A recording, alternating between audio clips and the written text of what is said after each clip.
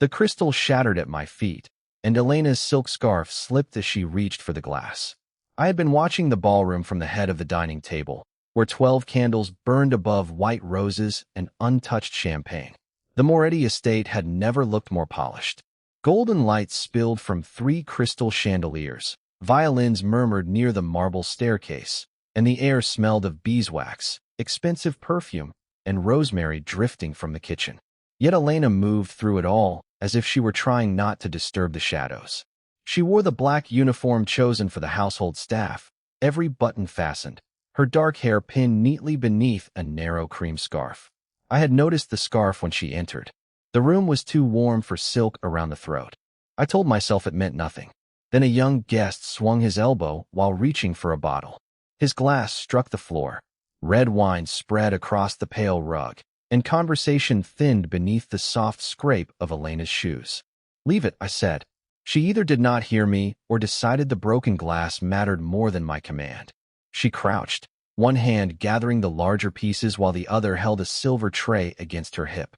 A shard clicked against another. The scarf caught on the tray's rim. Silk whispered over skin. 5 dark marks curved around the side of her neck, unmistakable beneath the chandelier light. They were not random bruises. They had the shape of fingers. The violinist's bow dragged across a string with a dry, wounded note. Elena froze for less than a second, then reached for the scarf, but I was already standing. My chair slid backward over marble, loud enough to turn every face toward us. Heat climbed behind my eyes. The stem of my champagne glass pressed against my palm until the crystal creaked. Across the table, one man lowered his gaze. Another lifted his drink as though the amber liquor had suddenly become fascinating. Elena pulled the scarf back into place and rose, holding the tray between us like a boundary. "Mr. Moretti," she said quietly, "the glass has been handled." Her voice was controlled. Her fingers were not. One trembled against the silver edge, making the broken pieces chime. I stepped around the table. Leather saws struck marble, one measured sound after another. Guests shifted aside without being asked. I stopped several feet from Elena, close enough to see where concealer ended beneath her jaw, but not close enough to touch her. She raised her eyes to mine. There was no plea in them, no invitation, only a warning I was too angry to understand. "Who left those marks on your neck?" I asked. The words cut through the music. The violinist stopped. Somewhere near the bar, ice settled inside a glass with a delicate crack. Elena's lips parted, but no answer came. I looked past her at the faces surrounding us. Politicians, businessmen, heirs who had never heard the word no without reaching for money or influence. At the edge of the ballroom, a young guest took one careful step backward. Elena saw him. So did I. Her grip tightened around the tray. The room went silent, waiting to learn whether I wanted the truth or someone to punish. A chair leg scraped across the marble, sharp as a blade being drawn. The young guest stopped halfway toward the terrace, one polished shoe suspended beneath the fractured glow of the chandeliers. I watched Elena follow the sound with her eyes. She still said nothing. "Close the gates," I ordered. Iron locks engaged throughout the estate with a sequence of heavy metallic thuds. Beyond the tall windows, security lights flooded the rain-dark gardens, turning every path white. My guards moved before the last lock settled. 2 sealed the ballroom doors while the others collected phones from tables crowded with champagne and silver. Protests rose at once. An attorney invoking privilege, a senator demanding his driver, an heiress clutching her jeweled phone against her chest. "No one leaves," I said. The room obeyed. Even the fireplaces seemed to burn more quietly. My attention returned to the young guest. A bead of sweat shone beside his ear despite the ballroom's cool air. "Bring him forward." A guard placed one hand near the guest's elbow. The young man recoiled hard enough to strike a waiter's tray, sending crystal glasses chiming across the floor. Guests pulled back. Someone whispered Elena's name. Another whispered mine like a warning. I stepped toward him, and the crowd opened in front of me. "You moved when I asked about her neck." "I didn't touch her." His answer came too quickly. "I swear." "Then you have nothing to fear from the truth." The jealousy in my voice was no longer private. It had sharpened into something ugly and possessive, something every person in that room understood because they had seen men kill alliances over less. My guards searched the guest's jacket while Lucian's staff began checking the security register. No weapon appeared. No confession came. Still, I refused to open the doors. I wanted a name, and for several dangerous seconds, I cared more about forcing it from someone than about whether Elena wished to give it. Dante. Her voice was quiet, yet it stopped me more completely than a gunshot. Elena set the silver tray on a linen-covered table. The metal touched wood with a soft, final click. Then she removed her cream scarf instead of pulling it back into place. The bruises remained exposed beneath the chandelier light. She did not hide them for my comfort. Release him. The young guest stared at her. So did everyone else. You recognize him, I said. I recognize fear. Elena's gaze never left mine. And you just filled this house with it. Heat crawled beneath my collar. Behind me, phones disappeared into black security cases, each clasp snapping shut like a verdict. I had meant to protect her dignity. Instead, I had turned her pain into public property and surrounded her with armed men. The gates stay closed until I know who did this. Elena crossed the marble between us. No one reached for her. No one breathed loudly enough to be heard above the rain tapping the windows. She stopped within arm's length, black uniform immaculate, scarf folded once in her hand. I am not thanking you for this. Her words landed without volume and without mercy. You don't get to imprison a room full of people because you're jealous. You don't get to make my bruises about what belongs to you. My jaw locked. Around us, men who had negotiated ports and elections lowered their eyes. Elena did not. Open the door, she said. I'm leaving. For the first time that night, the balance of power shifted without a weapon being raised. Every guard waited for my command, but every guest waited for hers. And as Elena turned toward the sealed ballroom doors, I understood that finding the man who had hurt her would be easier than stopping her from walking out of my life. Rain whispered against the library windows as the ballroom doors unlocked behind us with a heavy mechanical click. Guests began filing toward the entrance, their shoes murmuring over marble, but Elena slipped through the library doorway before joining them. I followed and closed the paneled door, shutting out the low voices and the cold drafts sweeping through the estate. Firelight moved across shelves of leather-bound books. The room smelled of cedar, smoke, and the rain clinging to her black uniform. Elena laid her cream silk scarf on the walnut desk. I stepped between her and the door. Give me his name. My voice was quieter now, stripped of the spectacle that had poisoned the ballroom. I'll release the young man. I'll apologize to every guest in that room. But tell me who did this. Her gaze traveled to the brass handle behind my shoulder. Move. Not until I know. That is not a request you have the right to make. The fire popped. A coal collapsed behind the iron grate, scattering orange sparks. I had watched governors revise laws after one telephone call. Men who commanded armies had crossed oceans to avoid disappointing me. Yet Elena stood 3 feet away, bruised and exhausted, refusing to surrender a single word. I reached toward the scarf. She caught it first. The silk drew taut between her fingers, soft enough to tear, and I stopped before touching it. You think silence protects him, I said. It protects me, she answered. From what? From becoming something you can claim. The words cut deeper because she did not raise her voice. Elena folded the scarf with deliberate care, concealing the bruises again, not from shame, but because the choice belonged to her. The moment you saw these marks, you stopped seeing me as a person. You saw an insult delivered to you. You wanted a name so you could punish someone for touching what you believe is yours. I never said you belonged to me. You locked every door in this house. The clock on the mantel struck midnight, each chime hard and metallic. I moved aside at last, leaving the exit clear. Elena did not take it. Instead, she reached into the pocket of her uniform and removed a cream envelope. Its edge softened from being carried all evening. My name was written across the front in black ink. What is this? The boundary you refuse to recognize. She placed it on the desk beside the untouched brandy glass. The paper made almost no sound, yet nothing in that mansion had ever landed with greater force. Inside was a resignation letter, dated that morning. Elena had decided to leave before the scarf slipped, before my jealousy filled the ballroom with armed men, before I exposed her pain beneath crystal light. You planned this. I prepared for it. Why? Her eyes remained steady. Because kindness offered only when I obey is not kindness. Protection that costs me my freedom is another kind of cage. I could have rejected the resignation. In my world, contracts disappeared, employers closed ranks, and inconvenient choices were erased before breakfast. But the open doorway waited behind her, and for once my authority could not cross the distance without proving every accusation she had made. Elena took the estate keys from her pocket and set them on top of the envelope. Then she walked past me. At the threshold, she paused, not to ask permission, but to deliver a decision. Do not follow me tonight. If you truly want the truth, learn how to hear it without owning the person who speaks. The door closed softly, leaving cedar smoke, cooling brandy, and her keys beneath my hand. I had demanded the name of the man who bruised her.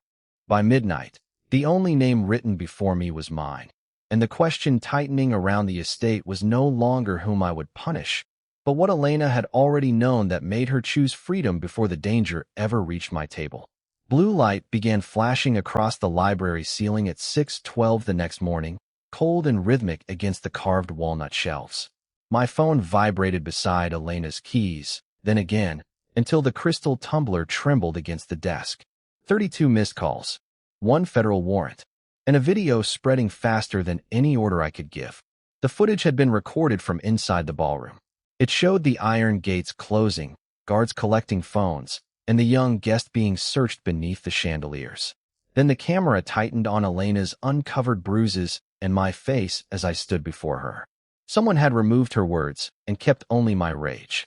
The caption beneath it read, "Mafia Boss locks down estate over secret lover." By sunrise, satellite trucks lined the road beyond the gates. Their engines growled through the wet morning, and camera lenses glittered behind the black iron like rifle scopes. Reporters shouted Elena's name, although none of them knew where she was. Was she being held here? Did Moretti assault her? Was the jealous outburst connected to organized crime? Every question turned her injury into public property. At 7 o'clock, 3 federal vehicles rolled through the gates I had ordered opened hours earlier. Agents crossed the marble foyer carrying document cases that smelled of damp leather and rain. Their warrants cited unlawful detention, witness intimidation, and possible obstruction. My attorney reached for the paper. I took it first. "No one interferes," I said. The command cost me more than resistance would have. Cabinets were unsealed. Security drives were copied. Men who had toasted my judgment the night before now watched agents walk through my house without asking permission. In the dining room, my captains gathered around the long mahogany table. No wine, no cigars, only the soft scrape of chairs and the pale glare of news footage reflected in untouched silverware. "You sealed an entire estate over a household employee," one of them said. Another turned his ring slowly against the wood. "Our allies are asking whether your decisions are still business decisions." I could have named Elena, blamed her silence, or declared that the lockdown had protected everyone inside. Instead, I ordered the young guest's detention record erased from our internal files and sent him a written acknowledgement that he had been held without cause. It did nothing to restore what the room had lost in me. By noon, 2 Allied crews suspended their agreements. A third refused my call. That damage had a number. Elena's did not. Her photograph appeared on every screen in the house, cropped from an old staff portrait, her black uniform visible, her cream scarf circled in red. Commentators called her ambitious, compromised, intimate with me. One panel laughed over whether the bruises had been part of a lover's quarrel. The porcelain cup in my hand cracked with a dry click. I set it down before it broke completely. "Issue a statement," my attorney said. "Deny the affair. Say she acted independently. Protect the organization." The fireplace hissed as rainwater slid down the chimney. Elena's keys remained on my desk, dull brass beside the federal warrant.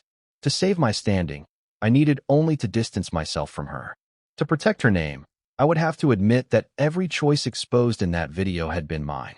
I faced the cameras outside the estate before sunset, the wind carrying wet cedar and hot cable insulation across the stone steps. "Elena was my employee," I said. "She was never my mistress, never my possession, and never responsible for the lockdown." I gave that order. I accept its consequences. Questions erupted, sharp and overlapping, but one cut through the rest. "Then who hurt her?" I looked into the white blaze of the nearest camera. "That truth belongs to Elena, not to me." Behind the press line, a federal agent closed his notebook and checked his watch. "Mr. Moretti," he said, You have 48 hours to surrender the estate's complete guest and security records. The deadline settled over the steps as two more allies' cars turned away from my gates. I had kept violence out of the ballroom. Now my jealousy had placed Elena beneath a harsher light, and before those 48 hours expired, someone would decide whether her silence was worth destroying us both. Rain hissed against the black windows of Victor Hale's private club, turning the city beyond them into streaks of silver and ash. Somewhere behind the velvet walls, a piano played softly enough to conceal a threat. Elena entered alone. Her wool coat was damp at the shoulders, and the borrowed handbag beneath her arm felt heavier than any weapon. Two guards searched it at the brass elevator, finding only a lipstick, a folded newspaper, and the resignation letter she had carried away from my estate. They did not find the thin black ledger sewn inside the coat's lining. Victor waited on the top floor beneath amber lamps, one hand resting beside an untouched glass of bourbon. He had occupied the far end of my dinner table the night before, watching without flinching as I locked every door. "Moretti's missing maid," he said. "The woman who cost him half his allies before breakfast." Elena remained standing. "I came because you broke her access to the people who attended that dinner." Ice shifted in Victor's glass. "And because Dante cannot follow you here. Because Dante would turn this into a war." She removed her scarf and laid it across the polished walnut table. The bruises had darkened beneath the warm light. Victor's gaze settled on them, then lifted to her face. "The press says those marks were made by a jealous lover." The press was given a useful lie. Elena unfastened two concealed stitches near her coat's hem. The sound of thread tearing seemed unnaturally loud. She drew out a narrow ledger, its cloth cover stained by rain, and placed it between them. Columns of dates, initials, charitable donations, hotel rooms, private flights, and payments filled the pages in meticulous handwriting. At the top of several sheets appeared the name of a foundation celebrated for sheltering vulnerable young women. "Its money led somewhere else. I found it in an office used by the foundation's directors," Elena said. "Someone caught me before I could leave." Her fingers touched the edge of the table, not her neck. "Those marks came from the hand that tried to force me to surrender this." Victor opened the ledger.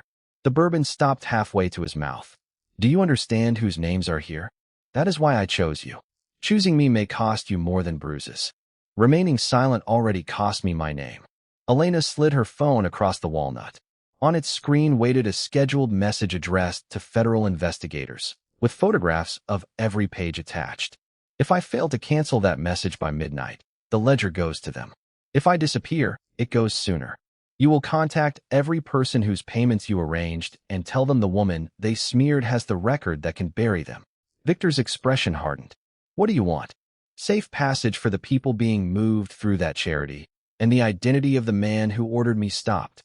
For the first time, the broker looked toward his guards. Elena closed the ledger beneath her palm. She had entered without Dante's soldiers, his gates, or his permission, and now the men who had reduced her injuries to gossip were measuring their own survival against her next breath. Victor slowly reached for his secure phone. Before he could dial, its screen illuminated with an incoming call. He read the name, and the color drained from his face. "You wanted the man who knew you had the ledger," he whispered. "He already knows you brought it here." The elevator bell sounded beyond the velvet doors.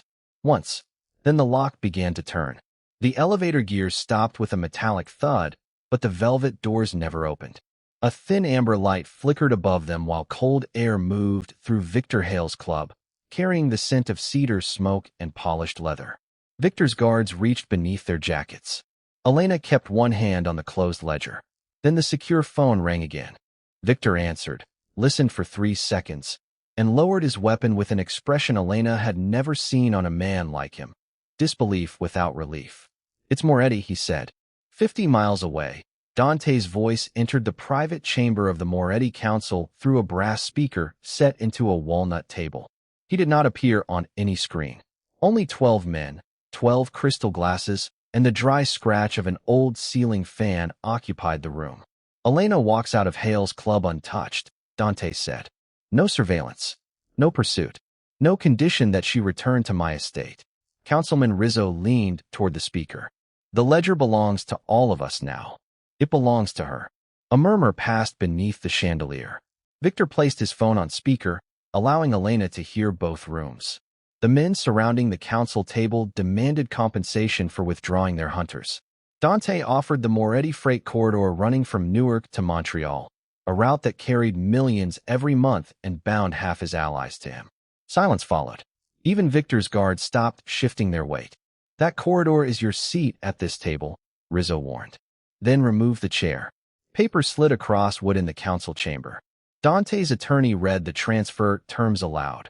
Warehouses, customs contacts, vehicles, and contracts surrendered immediately to a rival syndicate. With each signature, phones around the table illuminated. Credit lines froze. Captains withdrew their loyalty. 3 protection agreements vanished before the ink dried. Dante did not bargain. "You humiliated this council for a household employee," Rizzo said. Dante's reply came low and controlled. "I humiliated her first." Elena's fingers tightened against the ledger's rough binding. "My anger made her injuries about me." Dante continued. "This loss is about what I owe her. Do not confuse the two." The final document landed with a flat crack. Victor checked an encrypted message, then nodded to his guards. Their hands moved away from their weapons.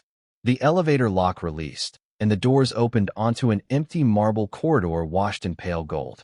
"Safe passage has been purchased," Victor told Elena. "At a price no Moretti has ever paid." Dante's voice returned through the phone. "You are free to leave, Elena.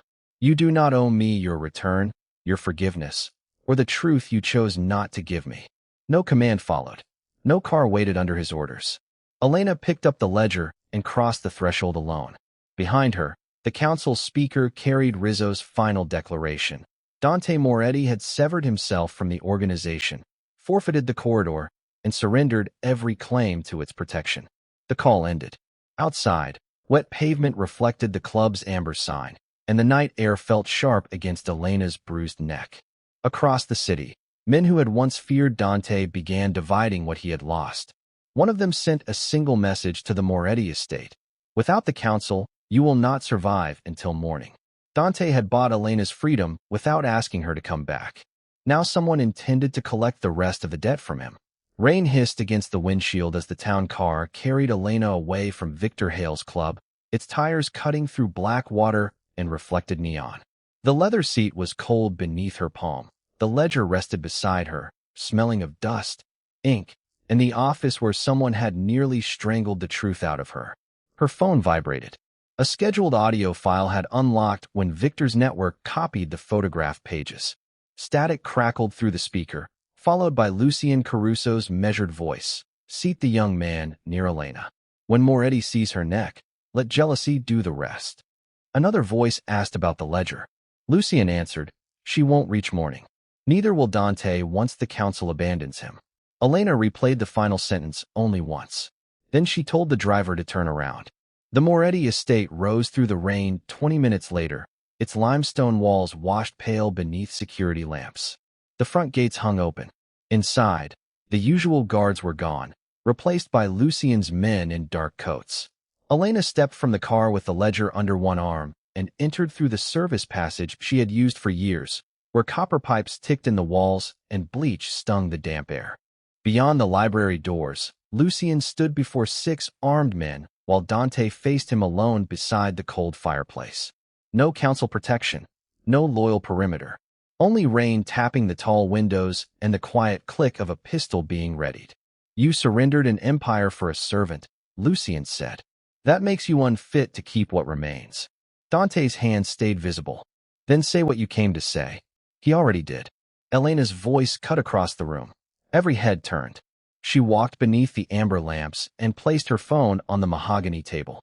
Lucien's recorded words filled the library. His instructions to expose her bruises, provoke Dante's jealousy, redirect suspicion toward the young guest, and kill Dante after the council withdrew its protection. Dante did not move, but his gaze shifted from the phone to the fading marks above Elena's collar. The rage in his face was no longer possessive. It was recognition sharpened by shame. Lucien raised his weapon. Elena opened the ledger and read 3 account numbers aloud. 2 of Lucien's men lowered their guns. The third stepped away when she named the hotel payments tied to the trafficking operation. "Copies go to federal agents if I miss one check-in," Elena said, her eyes steady. If anyone fires, Lucien's name reaches every desk that matters before sunrise. Power drained from him without a shot. Dante crossed the room, took Lucien's pistol by the barrel when his grip loosened, and set it on the table rather than using it. "You wanted my anger blind," he said. She taught it to see. Lucien's men restrained their former commander as sirens began to rise beyond the gates, faint at first, then close enough to paint the wet windows red and blue. Elena had returned by choice and overturned the execution meant for Dante. But when the front doors shook beneath a federal knock, Dante looked at the ledger, then at Elena. If she surrendered it, the victims might finally be freed, and every criminal named inside, including Dante's former allies, would know exactly who had condemned them. "The agents will ask who controls the evidence," he said. Elena closed the ledger beneath her hand. "I do." The knock came again, harder this time. "Then they hear the truth on my terms." Red and blue light slid across the marble foyer while rainwater trembled in the beveled glass of the front doors. On the other side, a federal agent called out a final warning, his voice muffled by oak and the low mechanical hum of the estate's security system. Dante reached for the lock. Elena's palm came down over the brass lever first. "Before they enter, you decide what happens when they ask about you." Behind them, Lucien knelt beneath the chandelier with his wrists bound by his own men. The air smelled of wet wool, gun oil, and the bitter remains of spilled espresso. Dante studied Elena's steady hand, then ordered every weapon placed on the floor. Lucien's men obeyed.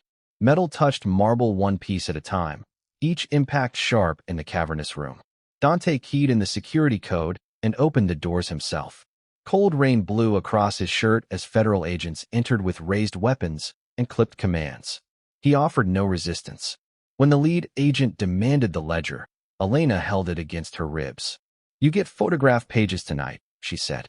"The original remains with my attorney until every identified victim is located, protected, and offered immunity from crimes committed under coercion." The agent's jaw tightened. "That evidence is part of a federal investigation." "Those people are not evidence," Elena replied. "They are the reason you have one." Dante's attorney, summoned through the service entrance, stepped into the foyer carrying a leather case beaded with rain. Elena handed him a sealed drive containing copies, then activated the scheduled release on her phone. A soft chime sounded. The files had gone to 3 federal offices and 2 independent prosecutors. No one in the room could bury them now. Not Lucien, not the council, and not Dante. The lead agent turned toward the Mafia Boss. "Mr. Moretti, anything you say, start with me," Dante said. The word stopped even Elena for half a breath. He removed the Moretti signet ring, its black stone catching the pulsing blue light, and placed it beside Lucien's abandoned pistol. Then he gave his attorney written authorization to open the estate accounts, release staff employment records, and surrender communications connected to the charities named in the ledger. The choice cost something no counsel could restore: silence. Once those records crossed the threshold, Dante could never reclaim the fear that had protected him. "You understand this may implicate you," his attorney said. Dante looked toward Elena, but he did not ask her to soften the truth. "If my name is there," read it aloud. Lucien twisted against the hands restraining him. "You built your life on men being afraid to speak." Dante faced him without reaching for the pistol. "Then it ends with me listening." The agents separated Lucien from his men and escorted him into the ring. Elena remained beside the ledger while Dante submitted to questioning, neither rescued nor claimed, her terms written into the chain of custody agreement before she surrendered the copied pages. Near dawn, the storm weakened to a silver mist. An agent closed the last evidence case and warned Elena that public testimony would expose her identity and leave no path back to anonymity. Dante stood several feet away, stripped of weapons, counsel protection, and the right to command the room. Elena signed anyway. Her pen scratched once across the paper. "I'll testify." Dante's gaze dropped to the fading bruises above her collar, but this time he asked nothing. Elena closed the pen and met his eyes. "When this is over, there is one question you will ask me again, and your answer to mine will decide whether you ever see me after that." The room went silent. 3 months later, winter sunlight poured through the courthouse windows, pale against the polished oak and cold enough to silver every breath outside. Camera shutters rattled beyond the doors as Elena finished 6 hours of testimony. giving names to the victims whom powerful men had reduced to numbers. When she stepped into the corridor, the original ledger remained secured with her attorney. Lucien Caruso awaited trial in federal custody, and restitution proceedings had begun against every account hidden behind the charity. The young guest had been publicly cleared by Lucien's recording. Dante's cooperation had opened the Moretti empire from its freight records to its private accounts. Prosecutors had not promised mercy, and he had asked for none. He waited beneath a brass wall clock without guards, his black coat damp with melting snow. He did not approach until Elena dismissed the reporters with one steady look. "May I ask you now?" His voice carried none of the command that had once locked in his state. Elena stopped an arm's length away. The courthouse smelled of wet wool, old paper, and burnt coffee. A faint yellow trace remained near her collarbone, not the bruise itself, but the memory of a hand that had tried to silence her. Dante's eyes rested there, then lifted to hers. "Who left those marks on your neck?" No doors slammed. No phones were seized. No frightened guest searched for an exit. The question no longer sounded like a jealous man demanding the name of someone who had touched what he believed belonged to him. It sounded like a witness asking permission to understand. Elena studied his empty hands. "Before I answer, tell me what you would do with the name." Snowmelt tapped softly from the courthouse eaves. Dante could have offered vengeance. Once, it had been the only language his world trusted. Instead, he removed the Moretti signet ring from his finger and set it on the windowsill between them, where the weak sun caught its dark stone. "Nothing you don't choose," he said. "If you want justice, I'll testify. If you want distance, I'll keep it. If you never want to see me again, I'll accept that. Your answer is not a command for me to act." Elena's fingers loosened around the strap of her bag. "One of Lucien's men," she said. "He caught me leaving the records room with the ledger. The name is already in my sworn statement." Dante's jaw tightened, but he did not reach for a phone. He did not issue an order. That restraint cost him the last refuge of the man he had been, the belief that rage could repair every wound. Elena picked up the signet ring, closed his palm around it, and held it there for one quiet second. "Keep it," she said, "not as a crown, as a reminder." Outside, federal vehicles pulled away through gray slush while reporters called her name. Elena turned toward the courthouse steps, then paused. "Coffee," she said. "Next week. A public place. No guards." Dante nodded once. "Only if you still want it next week." A small smile touched her mouth, not forgiveness granted on demand, not surrender, but a choice that remained entirely hers. They descended by separate steps and reached the same sidewalk beneath the clean winter light. And that day, Dante finally learned that dignity begins where possession ends.